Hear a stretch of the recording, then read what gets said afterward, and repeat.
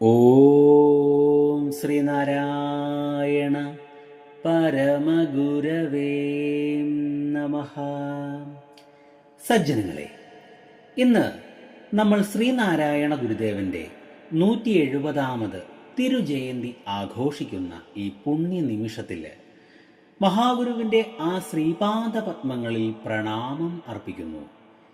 ശ്രീനാരായണ ഗുരുദേവൻ വെറുമൊരു മനുഷ്യനല്ല, ഈശ്വരന്റെ ചൈതന്യം ഭൂമിയിലേക്ക് വന്ന അവതാരമാണ്. ആ അറിവിൻ്റെ വെളിച്ചം നിറയേണ്ടത് നമ്മുടെ കുടുംബങ്ങളിലാണ്.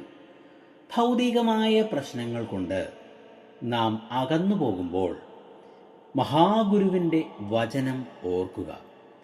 ഈശ്വരൻ പ്രപഞ്ചത്തിൻ്റെ മുഴുവൻ ഉറവിടമാണ്. ആ ദൈവീക സ്നേഹം വീട്ടിൽ വളരുമ്പോൾ ബന്ധങ്ങൾ കൂടുതൽ ദൃഢമാകും. ഇന്നത്തെ ജെൻസി തലമുറയോട് പറയാനുള്ളത്, നിങ്ങൾ നേരിടുന്ന പ്രതിസന്ധികൾക്കുള്ള ഒരേ ഒരു പോംവഴി ഗുരുവിൻ്റെ ആത്മീയ പാതയാണ്. ബാഹ്യമായതൊന്നും ശാശ്വതമല്ല. നിങ്ങളുടെ ഉള്ളിലെ ഈശ്വര ചൈതന്യം ഉണർത്തുക. അത് നിങ്ങളെ സമാധാനമുള്ള ജീവിതത്തിലേക്ക് നയിക്കുന്നതാണ്.